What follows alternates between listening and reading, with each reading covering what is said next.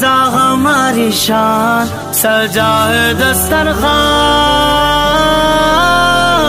رمضان سب کے لیے رمضان، سب کے لیے رمضان، سب کے لیے رمضان. دارالعلوم دیوبند اس کا پہلا فرزند حضرت شیخ الہند قدس سرہ ہیں، جنہوں نے ریشمی رومال کی تحریک چلائی تھی اور ہندوستان کے آزاد کرنے کے لیے مالٹا جیل میں انگریزوں نے ٹھونس دیا تھا ان کو. بڑھاپے میں پھر جب جیل کی مدت پوری ہوئی تو وہ رہائی ہوئی تو پورا ہندوستان، ہندو مسلم سب بےتاب تھا ان کے لیے، کیونکہ آزادی کے لیے وہ جیل میں گئے تھے کئی سال سے. خیر پورے ملک نے استقبال کیا. حضرت دیوبند آئے. دیوبند میں دارالعلوم کے وہ صدر المدرسین تھے اور دارالعلوم کے پہلے فرزند ہیں، فرزند یعنی سن بیٹا حضرت نانوتوی بانی ہیں، ان کے شاگرد ہیں. تو ایک مجلس میں جو علماء کی مجلس تھی، بڑے بڑے علماء آئے ہوئے بیٹھے ہوئے تھے.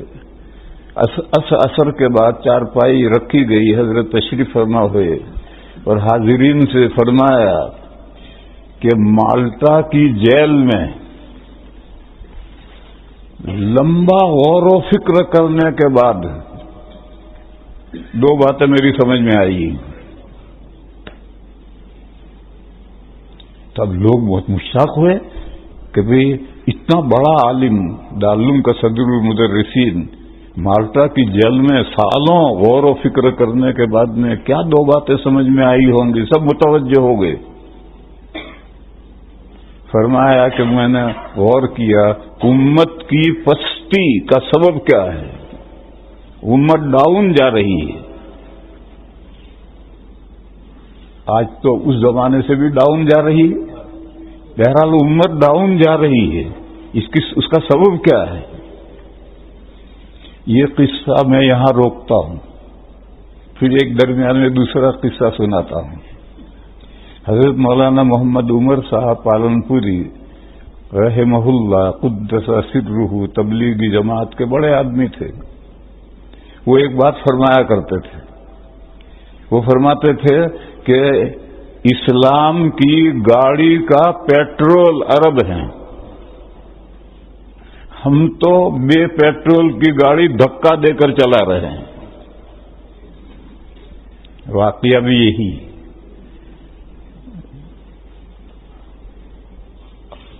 نبی پاک صلی اللہ تعالی علیہ وسلم کو اللہ نے جو جزیرت العرب میں مبعوث کیا ہے تو بلا وجہ نہیں کیا ہے. اس قوم کے اندر کچھ خصوصیات ہیں، کچھ خوبیاں ہیں. جب تک عرب زندہ نہیں ہوگا اسلام سر بلند نہیں ہوگا، اور جب تک عرب دشمنوں کے ہاتھوں میں پھنسا رہے گا اسلام دنیا میں سر نگو رہے گا. ہم تو پیٹرول بغیر کی گاڑی دھکا دے کے چلا رہے ہیں. اس لیے جو دشمنان اسلام ہیں ان کی پوری توجہ مڈل ایسٹ پر ہے.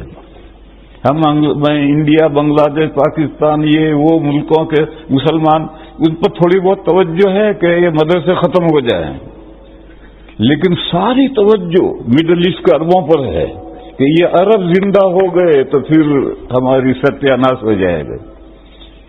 تو حضرت فرمایا کرتے تھے تو یہ بھی ایک سبب ہے. پوری کوشش ہے، پڑھاتے وہاں لے جا کر ہیں، برین واش کرتے ہیں، اور عورتوں کے جو کرتے ہیں وہ مردوں کو پہنا دیے.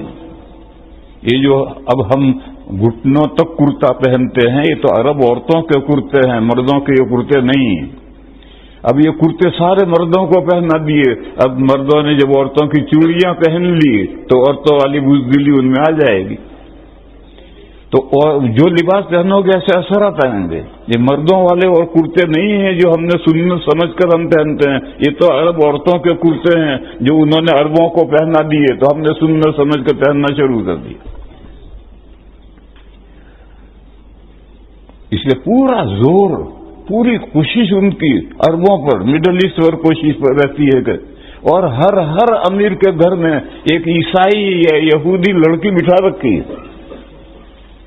ہر امیر کے گھر میں، ہر بڑے کے گھر میں ایک یہودی لڑکی ہوگی یا عیسائی لڑکی ہوگی، اور وہ کیا کہیں گے؟ اہل کتاب سے نکاح جائز ہے، تو نکاح کر رکھا۔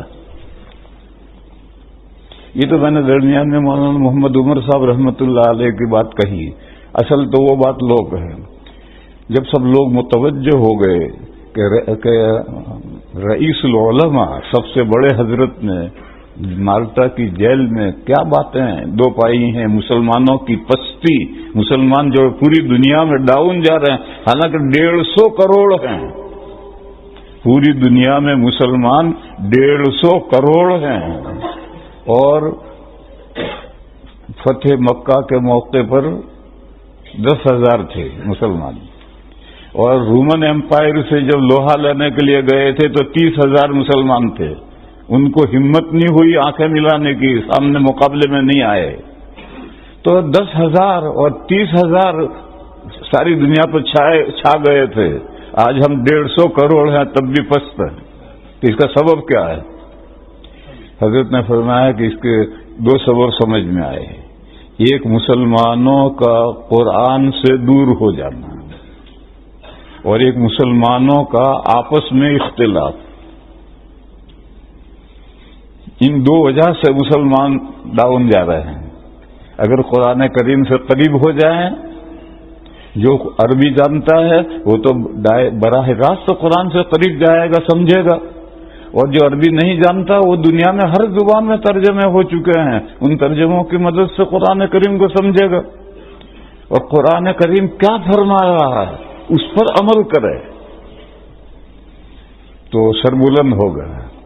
قرآن کریم میں ایک جگہ پر فرمایا گیا ہے وَلَا تَهِنُوا وَلَا تَحْزَنُوا وَأَنْتُمُ الْأَعْلَوْنَ إِن كُنتُم مُؤْمِنِينَ، غمگین مت ہو، بزدل بودے مت ہو، وَلَا تَهِنُوا بودے مت ہو، وَلَا تَحْزَنُوا غمگین مت ہو، تم ہی اونچے ہو، سر بلند ہو، اگر تمہارے اندر ایمان ہو پکا تو تم ہی سر بلند ہو۔ تو حضرت نے فرمایا کہ قرآن سے مسلمانوں کا دور ہو جانا۔ اب رمضان گیا ہے، اللہ کے فضل سے مسجد آباد تھی، لوگوں نے خوب قرآن پڑھے، اب بند کر کے طاقوں میں رکھ دیا ہے، اب اگلے رمضان تک کوئی قرآن کو ہاتھ نہیں لگائے گا، الا ماشاء اللہ کوئی لے کے پڑھنے بیٹھے گا، اور ترجمے اور تفسیر کی مدد سے تو کوئی سمجھنے کی کوشش کرے گا ہی نہیں۔ تو حضرت نے فرمایا کہ مسلمانوں کا قرآن کریم سے دور ہو جانا یہ پستی کا سبب ہے۔ جب تک مسلمان قرآن سے قریب نہیں آئیں گے پستی دور نہیں ہوگی۔ اور دوسرا سبب ہے مسلمانوں کا باہمی اختلاف۔ یہ جو اختلاف ہے اس سے ہوا خزی ہو جاتی ہے، ہوا نکل جاتی ہے، دبدبا ختم ہو جاتا ہے اختلاف سے۔